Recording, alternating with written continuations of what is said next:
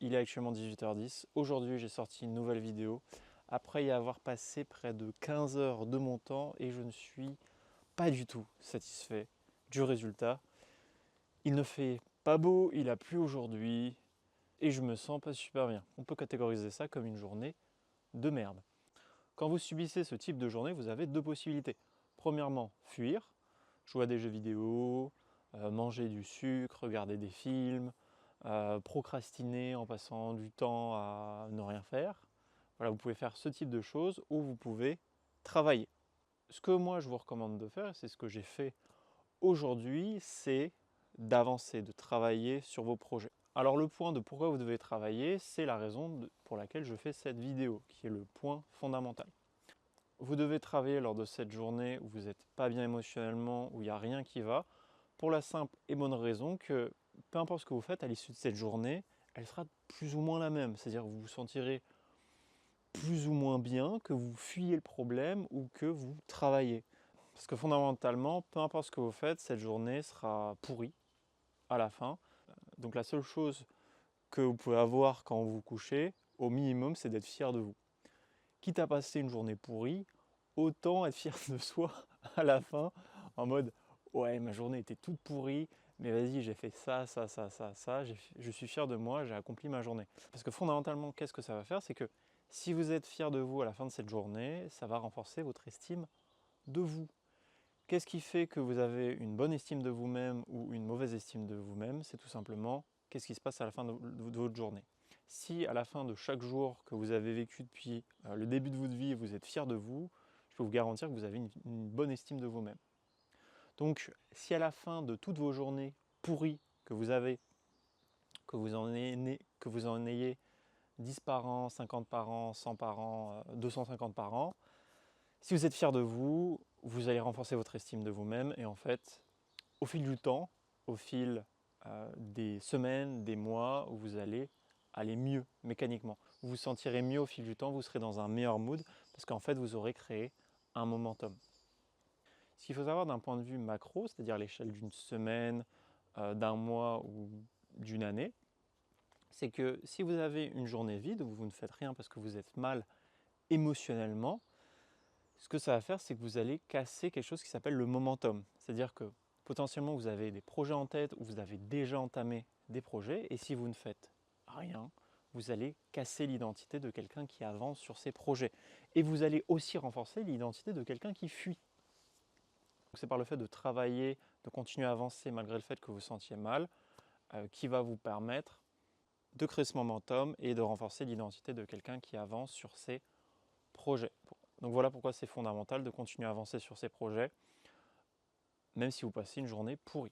Ce que vous devez savoir également, c'est qu'est-ce qui fait que cette journée aujourd'hui est une journée pourrie. Si aujourd'hui vous vivez une journée pourrie, c'est que potentiellement vous n'êtes pas satisfait de votre situation actuelle dans votre vie. C'est-à-dire que c'est la conséquence des précédentes journées. Également, il vous est peut-être arrivé des choses ces dernières semaines, mois, années dans votre vie qui ont été la conséquence directe d'un manque de passage à l'action.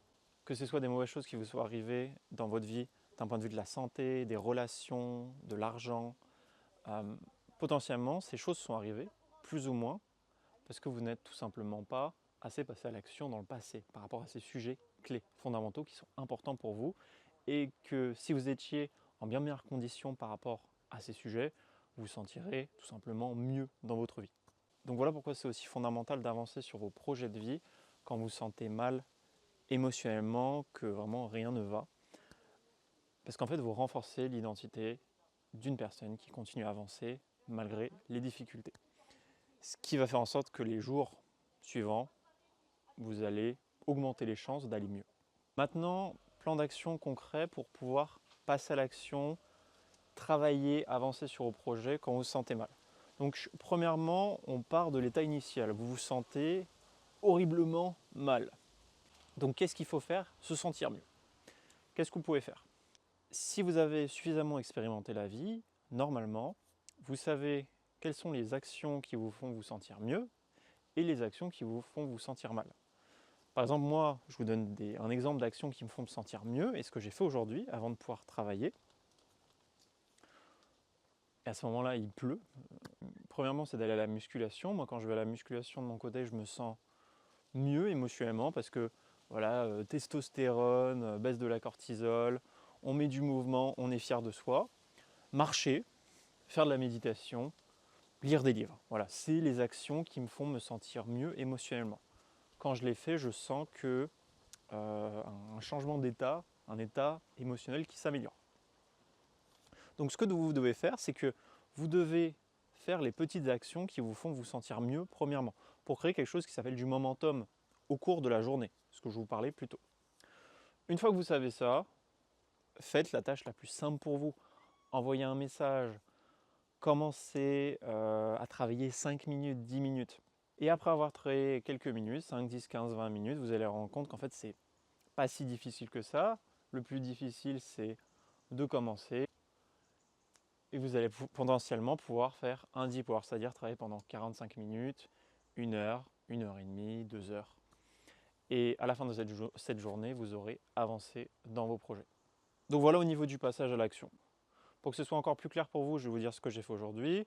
Ce matin, je vais envoyer ma vidéo, je vois qu'il y a des gros problèmes au niveau du son.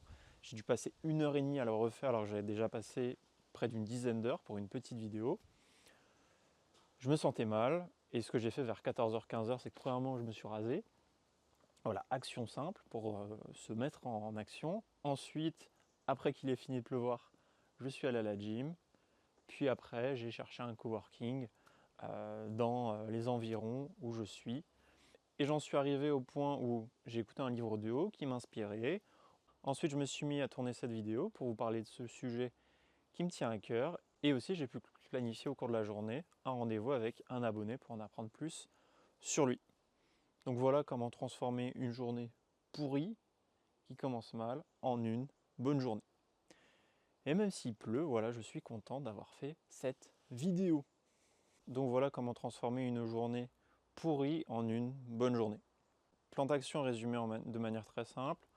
Premièrement, vous commencez avec des petites tâches qui vous font vous sentir mieux émotionnellement, sans éviter le problème. Ces tâches qui vous font mieux vous sentir émotionnellement vont dépendre de vous, bien évidemment. Moi, c'est, je vous ai dit, marcher, aller à la gym, lire des bouquins, méditer. Vous pouvez avoir d'autres tâches de votre côté. Vous pouvez aussi, par exemple, jouer de la musique. Une fois que vous avez fait ces petites tâches, vous allez pouvoir faire des petites tâches de travail qui vous font un petit peu avancer.